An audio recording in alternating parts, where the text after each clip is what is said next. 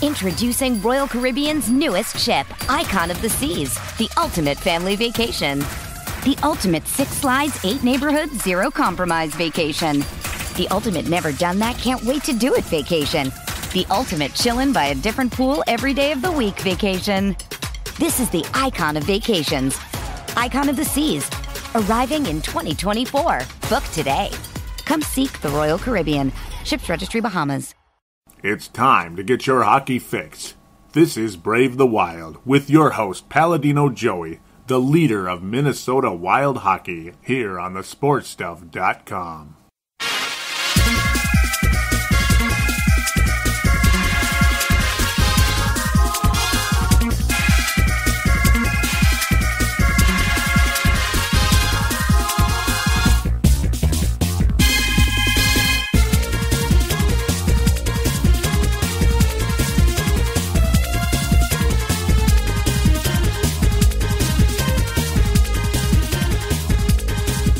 Hello again, hockey fans. Are you ready to brave the wild with me, your host, Paladino Joey?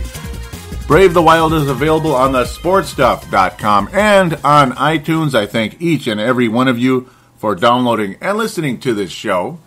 It is a great pleasure to return, and that is the title of this episode. Quite simply, I'm back.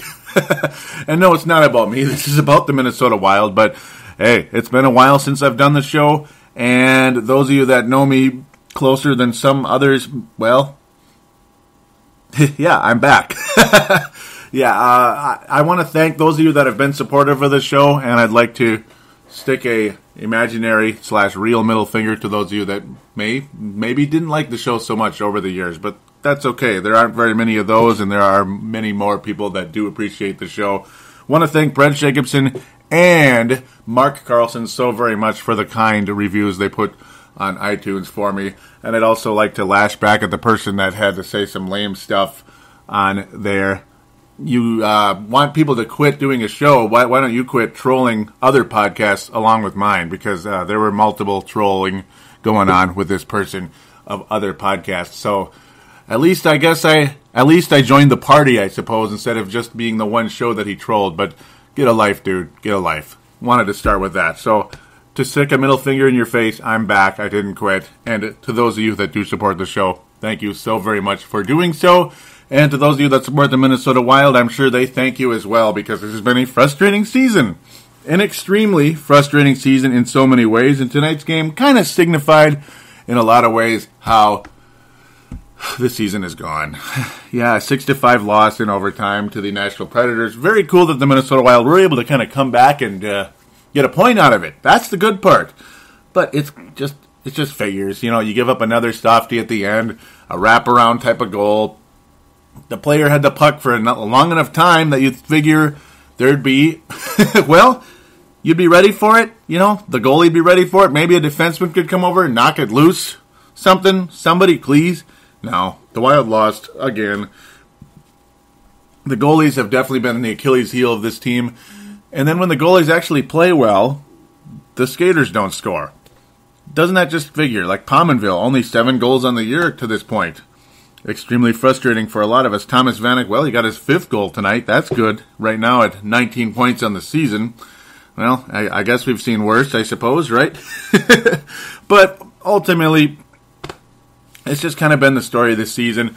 This is going to be, again, kind of a semi-catching up show, but it's more or less, we're going to talk about how the Wild have been playing of late, and yeah, the frustrations for myself, for the fan base, some positives here and there, but a lot of frustration as well. This team, quite frankly, should be playing better, and we're talking a lot better, and that's where the frustration for all of us hockey fans is really, really at a boiling point right now.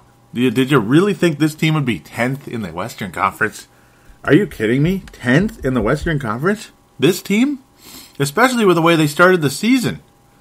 What the holy hell is going on here?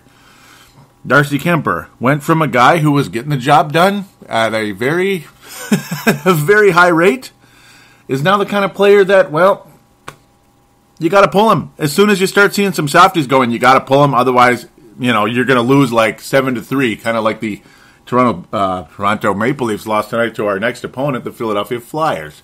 This will be a 2-segment show, by the way. I'm going to kind of talk about things as of right now. And then next segment, we'll preview the next week, which is only 2 games. And I'll wish all of you a Merry Christmas and Happy New Year and all that good stuff. Of course, I'll hopefully get another show up before the New Year. And if not, well, Happy New Year in advance.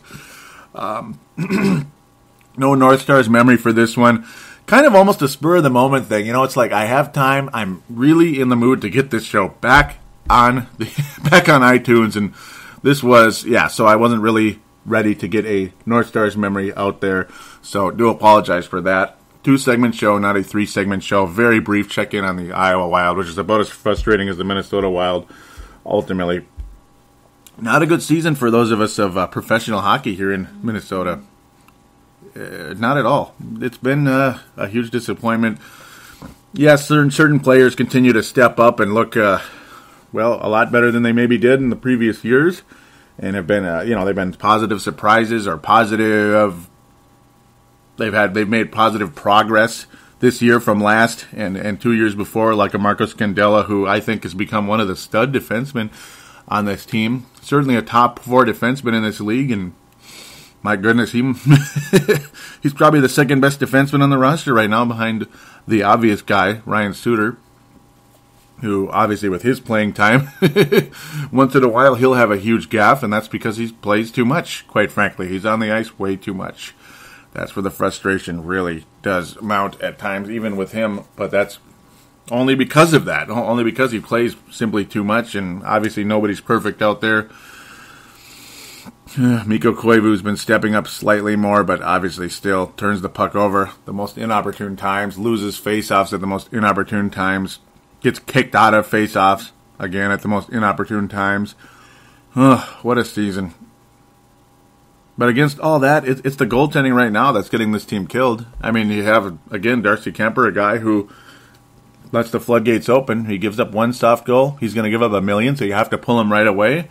And Nicklas Backstrom, a guy that you can't count on him to be a full-time goalie because, okay, he's like a decent car. He's no great car or anything, but a car that's really, really old. And, if you use it too much, it's going to break down on you. That's exactly what Nicklas Backstrom is. And that's kind of what he's pretty much been his whole career. It's the kind of guy, you play him too much, he tends to break down. And unfortunately, it's like, you can't count on him to be a starting goalie. So it's like, Darcy Kemper, I guess you're the guy. Oh, great. He gave up another 3 goals in the first period. Yank him. And, of course, the goals are the type that roll off his stick right into the net. Great stuff. Thank you so much, Darcy. Really love you for that. Thank you very much. And Backstrom, he's just a decent goalie. 5-3 on the season right now. Save percentage right at 90. Goals against about 2.5. Darcy Kemper, pretty much the same at an 11-9 record as his numbers continue to dip. Really, really below the radar here. Frustration really beginning to mount as well.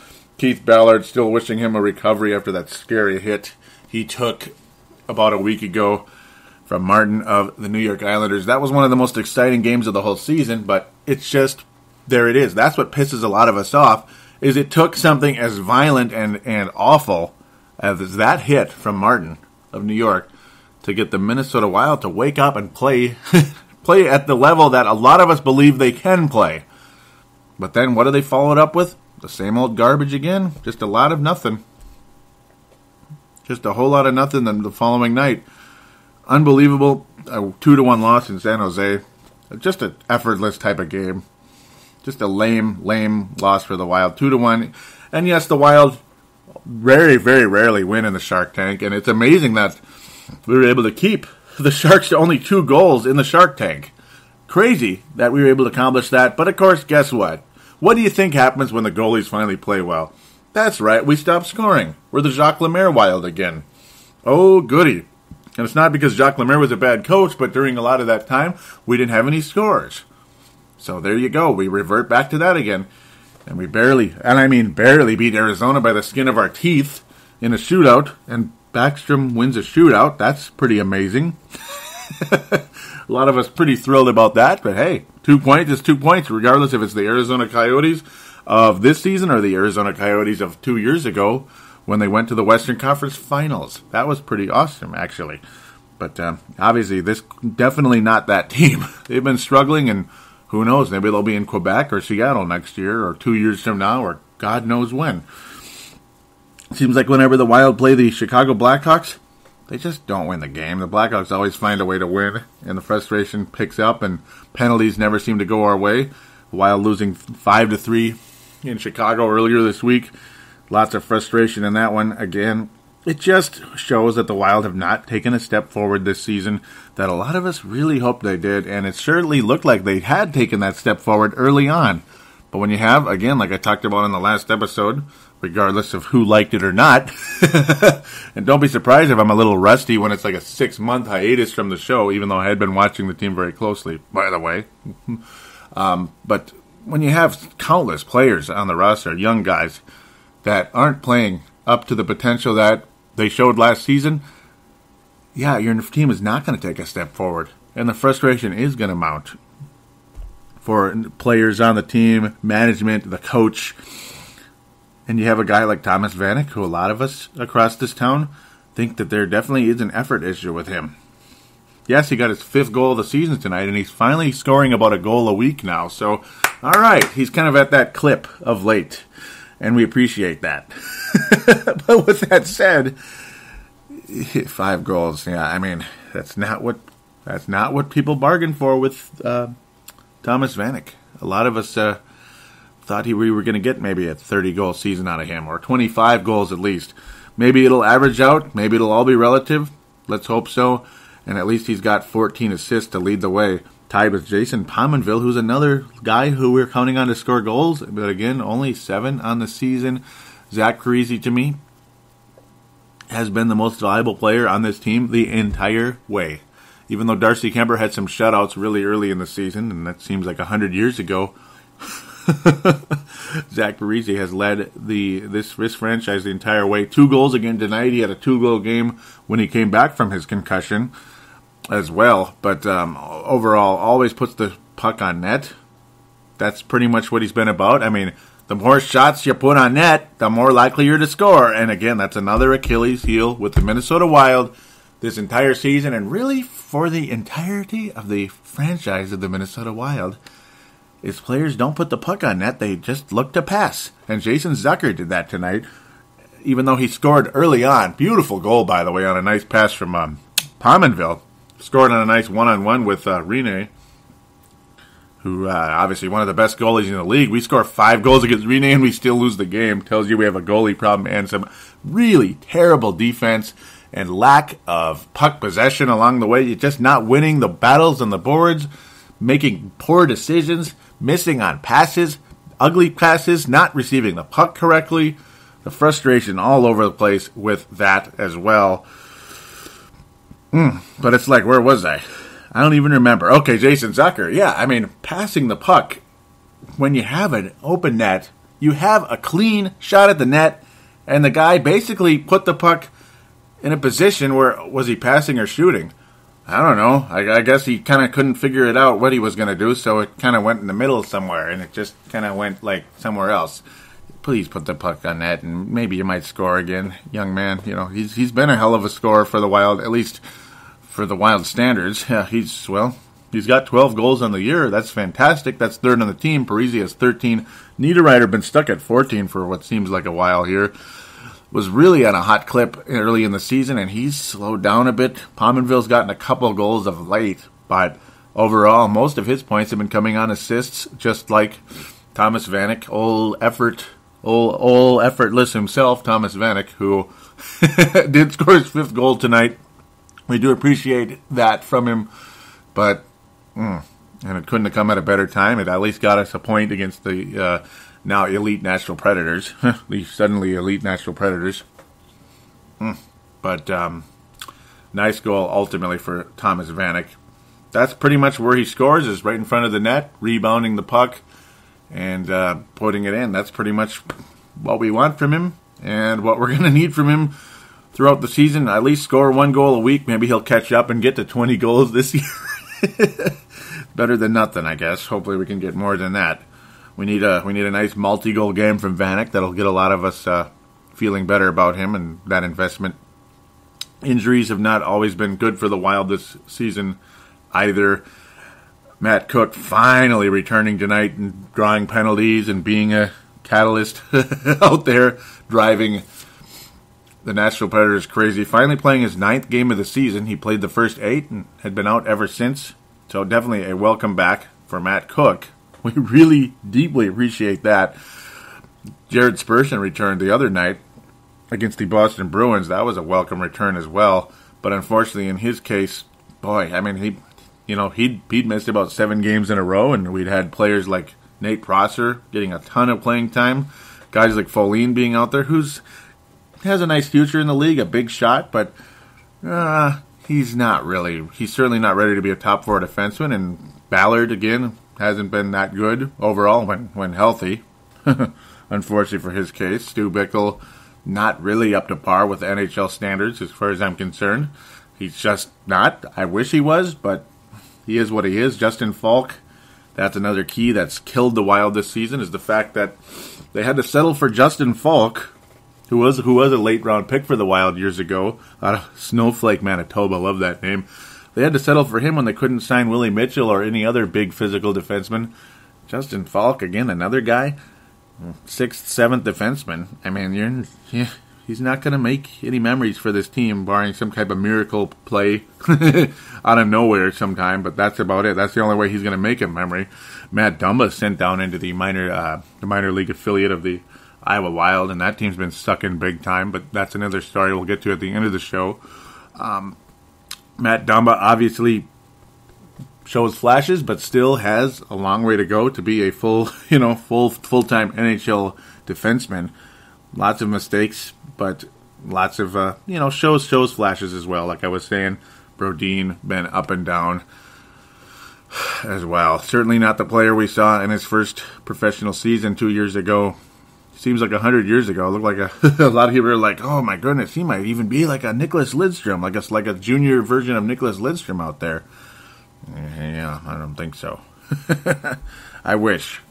God, do I wish. Mikael Granlund still, again, also not up to par either from what we saw last season. Not even close. Charlie Coyle, boy, he got to be the top-line center tonight because Mikael Granlund was sick. And I really liked what I saw out of Charlie Coyle, getting a couple assists tonight, almost scored about 3 times.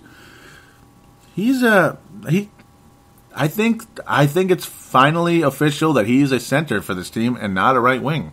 And for the longest time, it's like, he's just not ready to be a center yet. He's just not there yet. He will be a center someday, but just put him at the wing right now. He's not ready for the big time at center. Charlie Coyle had been good as the third-line center of late, but tonight, at first line, between Parise and Vanek, I thought was outstanding. Made some nice passes. He does win a lot of the wall battles, we'll call them, or as they like to say. Really been impressed with what Charlie Coyle was able to accomplish tonight. Was very happy with his ability to possess the puck and make good passes and play good defense, and his physical ability. One of the top hitters on the team. In fact, I believe he is. He's leading the team in hits, actually, Charlie Coyle. So, hey, he's everywhere out there. He's not scoring at the clip that we would like. In fact, he never really has been that guy since he's gotten to this league. Only 2 goals on the season, but did get 2 assists tonight to bring his total a little bit higher, up to 13 points on the year. So, well, I think I do believe his numbers will continue to climb. Hey, just play him there. I mean, shoot, maybe give him some shots. Put him with Parise and Vanek some more. I really liked what I saw out of that line tonight. Every one of them a factor tonight. Parise 2 goals, Vanek a goal, Coyle with multiple assists. Yeah, hey, I mean, can you possibly complain about that? I certainly can't. I mean, they outplayed everybody else out there, at least on the offensive side of the puck, to be quite honest with you. It was, I liked what I saw, quite frankly. 2 assists, yes, ultimately for Coyle. Parise assist also in this game to go with his 2 goals. He assisted on Thomas Vanek's goal, and Vanek also an assist to go with his goal. Strong game for him as well. So happy, very happy with that line. Of course, the second line, as of right now, has been Koivu, Pominville, and Zucker. That line also very, very effective tonight as well. Zucker again with his goal, and of course Pominville with 2 assists. Zucker, multiple chances tonight. That one play, like I mentioned earlier, damn it, put the puck on net, please. That would have been really nice. Wouldn't it have been nice? Scandella got the call of the century tonight. He had 2 points, by the way, but they got the goal on a play that didn't look like a goal, and none of the Wild were celebrating or anything. It just looked like it was a close play that didn't go in or anything. Looked like they were just replaying something. Maybe if they had to give somebody a penalty for making an illegal play. But no, the Wild got a goal at one point. That was kind of cool. We'll take that without a doubt. So, yeah, I'll get off this game tonight. A fun game. An entertaining game, but an extremely frustrating game because of extremely bad goaltending along the way. Backstrom, better than Kemper, but that last goal was really painful to watch.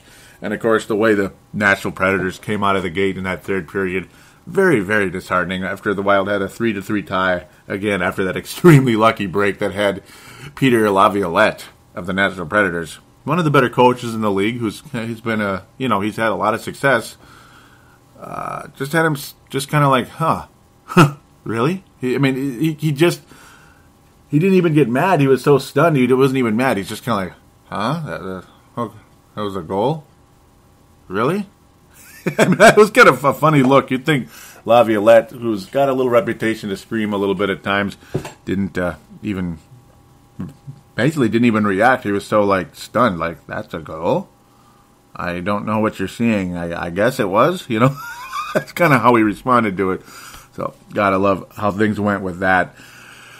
With that said, though, yeah, the Wild get 2 points out of a possible 6 this week. An overtime loss to Boston, a game where the Wild tied it up late. I was so happy, so excited, and they lost. They just lost. They gave it up in overtime, just like we did tonight against the Nashville Predators. And, of course, the Chicago game, again, very winnable. They came back, tied that thing up, and just let it go. Blackhawks, with all their talent and all their greatness, took over and won the game.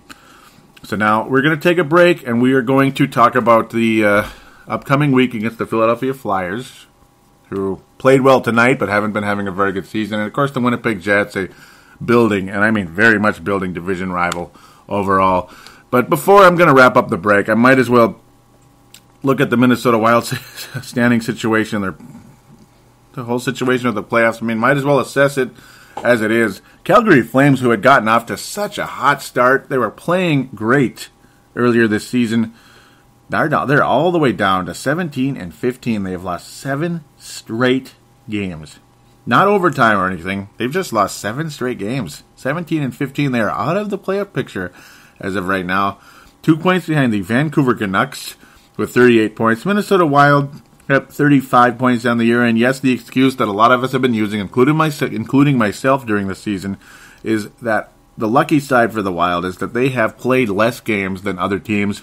Only 31 games. The Flames have played 34 already. The Jets have played 33, but unfortunately for us that like to make the excuses, the Vancouver Canucks have only played 31 games as well, along with the Dallas Stars. So we can't use the excuse on them. Luckily, we're 4 points ahead of the Dallas Stars, 4th place in the wild card standings. The wild card standings, not the division, the wild card. So that's kind of the sucky part. Chicago, Nashville, and St. Louis look pretty much uncatchable for the Wild right now. 9 points behind those 3 teams in the Central Division. Almost impossible that the Minnesota Wild are going to catch up with them. Even though you think it's only 9 points, come on. Yeah, but this is hockey, guys. And it's really, really hard to make up those type of games against teams that are that good. One of them would have to go on an absolute tailspin, and who's to say that somebody else, like Vancouver, like Winnipeg, or God knows, maybe even Dallas or Calgary might pick it up and go on a hot streak to take that spot away from us if we were to, try to move up. And who's to say, even if they go on a tailspin, that the Minnesota Wild are going to make up that ground? That's the whole point.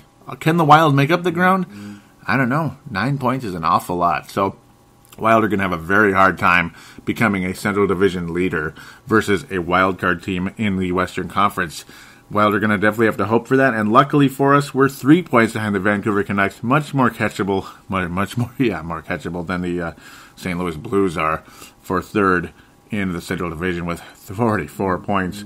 I truly hate that team, and I'm sure a lot of us around in Minneapolis and St. Paul and, well, Greater Minnesota and blah, blah, blah, hate the St. Louis Blues as well. A lot of players on that team with a lot of ability to chatter, and they're pretty good too, unfortunately. So there it is. Let's wrap up this segment. Let's preview next week and talk about the Iowa Wild and their spectacular season thus far. And we'll wrap it up, and yeah, we'll get back to Brave the Wild again sooner rather than later after that.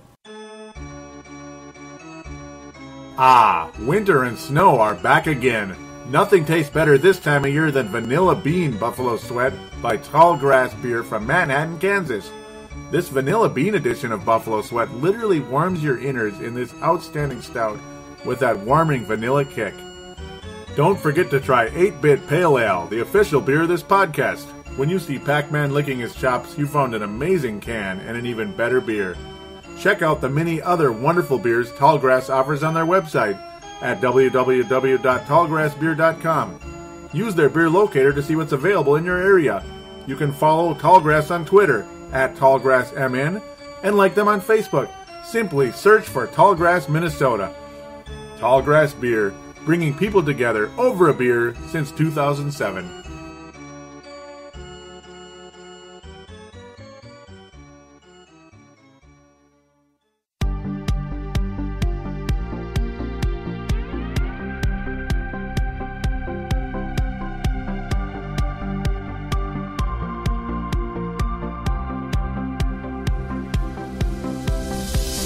Do you shop on Amazon? Did you know that you can support this podcast just by doing your normal shopping on Amazon? It's really easy to do. Just go to thesportstuff.com and click on one of the many Amazon pictures. Do your normal shopping, and Amazon sees that we referred you, and they give us a percentage. We'd like to thank you in advance for supporting thesportstuff.com, and please use our Amazon link. Now enjoy the rest of the show. We are going round.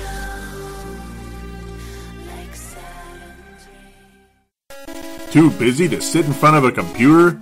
Simply download Brave the Wild on iTunes for Apple devices. For Android, download the Double Twist app. And for Windows and BlackBerry phones, simply find us in the store.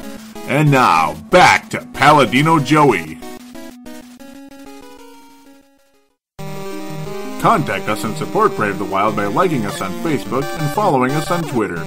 Don't forget to call into our phone lines at 209-736-7877. That's 209-736-7877. And we are back here on Brave the Wild.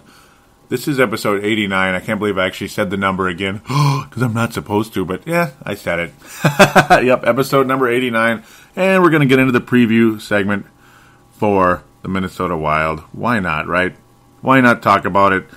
Let's just get to what we need to. Tuesday night coming up, whatever day that is, that would be December the 23rd, the Minnesota Wild head to, in fact, we actually host the Philadelphia Flyers. It's kind of strange that it's at 6 p.m., but I suppose it's something to do with the Christmas coming up.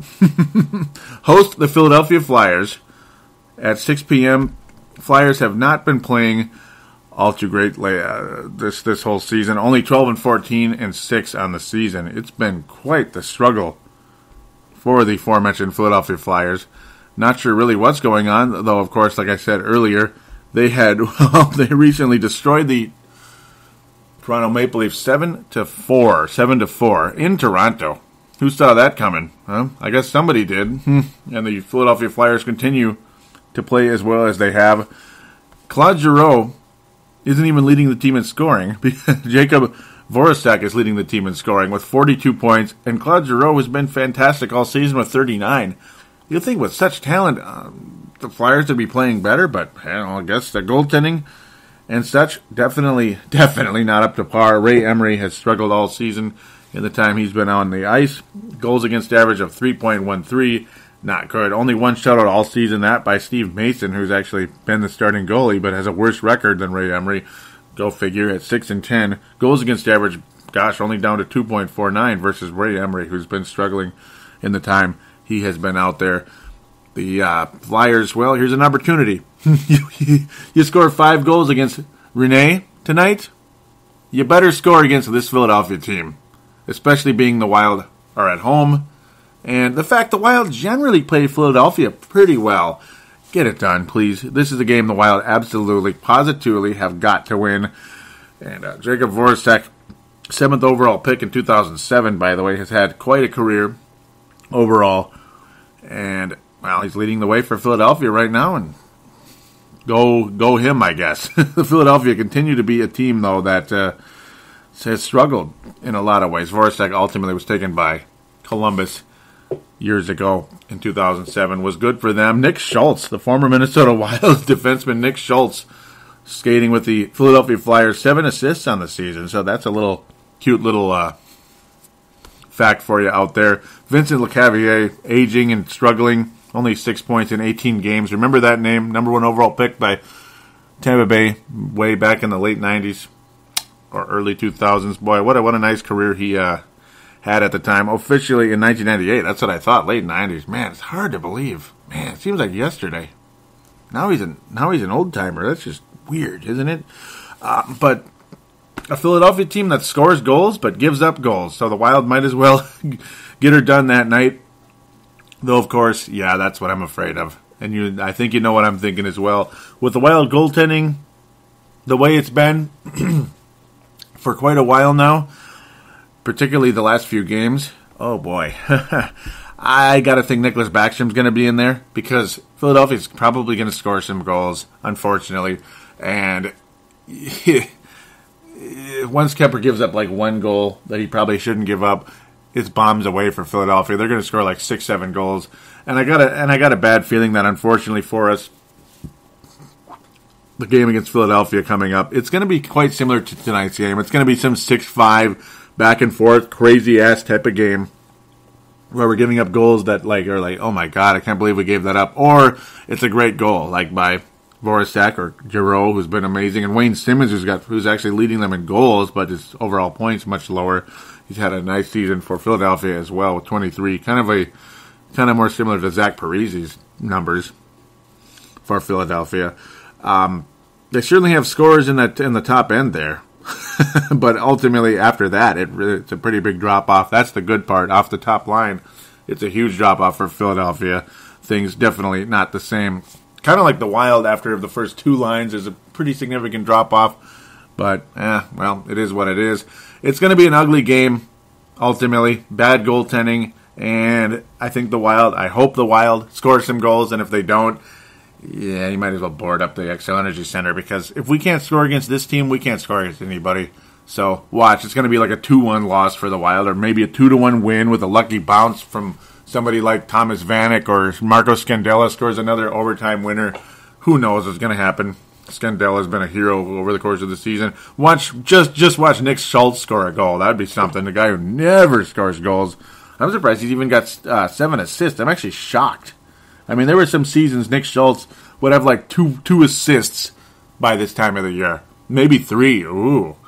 But 7 assists, that's actually kind of surprising, though, I suppose, on a team that's scoring at the rate that the Philadelphia Flyers do score. All the way down to Michael Raffle with 9 goals, only 2 assists on the year. Way down with only 11 points, but yet 9 goals for him. He's one of those guys that just scores goals sometimes. That's about what he is. Kind of like a Fontaine for the Wild. I guess that's why Schultz has assists, and it's going to be one of those ugly rock and roll. They're going to be flying high, I guess, into Xcel Energy Center, and the Wild absolutely have got to win that game, though, in a big way. Philadelphia Flyers actually have a losing record, which is, not many teams have a losing record. Hockey's really tough this season in the Western Conference. Luckily, the Eastern Conference, there's a couple of weaker links, per se. Wild have got to take advantage of that. I will predict the Wild win the game. It's going to be high scoring. I'm going to say 5-4. It's going to either be a shootout, lucky bounce, overtime, whatever it is. But I think the Wild do win 5-4 in an ugly one. But at least some guys like Parise, Pominville, somebody's going to score somebody might get 2 goals in this one. Who knows what's going to happen, but hope for the best. But it'll probably be like some late game heroics by somebody like somebody that doesn't score very often, like Kyle Brodziak. It seems like whenever he does score, it's a really big one, but it's like once in a blue moon. It's real rare. And then next thing you know, he turns the puck over and the other team scores 5 seconds later, or like the next game or something. He has like 2 horrible turnovers, and then he's scratched.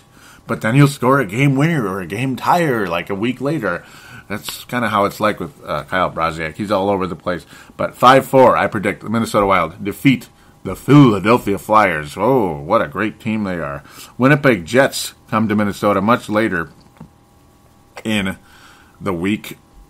And they are definitely, they are leading the way in the wild card right now with 40 points. 17-10 on the year, 6 overtime losses for them. Their goal differential, they're only +4 on the season, yet they're 17-10. So obviously some lopsided losses along the way with maybe some close victories for the Winnipeg Jets. But bottom line, they're winning games, and they'd be in the playoffs right now. They would be the 7th seed in the Western Conference. Can you believe it? Yeah, they're pretty strong. They're doing very well, unfortunately for us. Yeah, a rival that we looked at, like, yeah, they're a nice rival for us. It's fun because they're like the northern border, not too far away, just above like North Dakota and Minnesota, kind of right around there, that same area. Yet, we don't have to worry about them. They're kind of in the hunt for the wild card, but we're the better team. No, they're the better team, at least right now. 5 points ahead of the Minnesota Wild, who are 16-12, despite the fact that we've had some losses along the way. Luckily, not regulation losses. That's the good part. But 5 points, not easy to pick up, as some people would like to believe. The only good thing, again, okay, Winnipeg's got 33 games they've played. Wild have only played 31. So, okay, maybe we can make that up with 4 points. But the law of averages don't usually say that. You're not going to guarantee any type of perfect record at that point in time. Even though it is just 2 games. It's just the law of averages are what they are. Winnipeg Jets have been flying high of late. In their last 10 games, they have won 6, lost 1, and had an overtime loss in 3, which is kind of crazy. That's a big number for that. But the Wild also in that category due to games like, obviously, like the last 2 with Boston and Nashville. So, again, the frustration continues with that. Winnipeg, really... picking things up of late. Unfortunately, like I was saying earlier, Andrew Ladd leading the way with 23 points, Little with 12 goals, Blake Wheeler, a very familiar name to a lot of us around here, for better or worse reasons. They're not a particularly high-scoring team. They're kind of like the Wild in that way, but they're just stronger. Their defense is better, their goaltending is better. It's a lot better. Both of their goalies having huge years. Pavelec with 2.27 goals against average, 10-8, so he's had some bad puck luck per se along the way. Michael Hutchinson, though, man, oh man, about as good as a quote-unquote backup as you'll get. In fact, he's almost like a platoon, even though, he's played about half the amount of games as Pavelec, but my goodness, he's been unbelievably strong. 7-2 on the season. Save percentage, 94%. That is elite. 1.73 goals against average. Just been an outstanding backup goalie. He's got to be about as good of a backup as you'll get in the league. A lot of how I looked at Elliott in St. Louis over the years. Always been an extremely strong backup for the St. Louis Blues in the past. The guy I would have loved the Wild to go after in the offseason if humanly possible. I would have loved them to do that this last year. And obviously they didn't via trade or free agency or whatever it is. Would like the Wild to do that again this season. But let's get somebody in here in Minnesota. Let's get Michael Hutchinson, huh? That would be nice. Third round pick in 2008 by the Boston Bruins. So a guy that, could have been with the Bruins, wound up with Winnipeg, and there it is. Obviously the Bruins had made up their mind on their goalie, and he helped them get to the Stanley Cup Finals just about a year and a half ago, and they almost won it. This year they're not playing as well, but they beat us. Winnipeg, though, overall, just a strong team, well coached, good defense, and timely goals. They get the job done. The Wild, boy, you got to win a game like this. You got to hope for the best. It's a home game for the Wild. Do they win the game? I guess no. I'm going to go with the no, unfortunately, with, again, the law of averages. we'll beat Philadelphia, but we won't lose. Well, we won't beat Winnipeg, at least with the way things are going right now. Even though the Wild play Winnipeg very well, I just don't have a good vibe right now. I think the Jets are playing very strong, and the Wild are not. The Wild are playing inconsistent. In fact, they've been borderline 500 pretty much the last month, and it's been extremely frustrating for all of us here in the state of hockey, as we like to call it. So I think the Wild lose in a kind of a quiet 3-1, 3-2 type of game. I'll go with 3-2. The Wild score a couple goals, but ultimately they don't win the game. If Winnipeg continues their run, I really, really hope I'm wrong, and I hope the Wild win both games. They need to get the job done. 5-game homestand. Let's finish it up with a couple of wins against, well, beatable teams, even though they both can, in a way, could match up very poorly for the Wild with how things are going right now. But if the Wild find a way to score goals like they did against Rene tonight, they got to score against Pavlich of Winnipeg. You got to find a way to score against him. Hope for the best there. I mean, he's beatable. He's good, but he's beatable per se. He's not like unstoppable. So let's get the job done. And of course, Winnipeg, maybe one of our goalies can have a strong game. Maybe show that they belong in the net for a while. Unfortunately, unfortunately, nobody has done that of late. It would be quite fortunate if one of them did do that. So we'll see where things go in this one. Again, a 3-2 loss, I predict, for this one, due to the law of averages, and Blake Wheeler will probably be booed like he always is. Dustin Befliegen, the former Chicago Blackhawk, well, he's a valuable player, and of course, Devin Setaguchi, long gone from that roster, went to the Calgary Flames, and he's long gone from that roster as well, and that team definitely coming back to earth. The Minnesota Wild really hoping that the Winnipeg Jets will also come back down to earth, and they will land at the airport and not fly over it here in St. Paul. They will land. Yeah. Okay, I had to come up with that pun. It was kind of lame, but it is what it is. You don't have to laugh. I didn't laugh either, so screw you if you didn't like it. Speaking of something to not like, Iowa Wild, as we wrap up the show, are 9-17 on the season. They are the absolute dead bottom of the AHL right now with only 20 points. The second worst team, the Rochester Americans and the Toronto Marlies, with 23 points on the season. And the Charlotte Checkers. That's an interesting name, but it is what it is. Oh, yeah, the Iowa Wild really suck. They've been about 500 since the coaching change. That's the good part, because they were doing so awful with the previous coach that, they dug themselves a hole that I don't think they're going to be getting out of anytime soon due to extreme amount of frustration right now. Oh, my, it's been a hell of a season for the Iowa Wild. The Wild's prospects, again, not playing all so well either. In a lot of ways. I mean, you just look at it and you just shake your head. Zach Phillips is the guy who's the top quote-unquote prospect on the Iowa Wild. You know, that's on the roster. Okay, Matthew Dumba is actually higher prospect, but we'll say as a scorer, a guy who's supposed to score. Zach Phillips only 13 points in 28 games. His development slow as ever. Jordan Schrader is kind of what he is, a kind of a fringe minor league / fourth line center. Tyler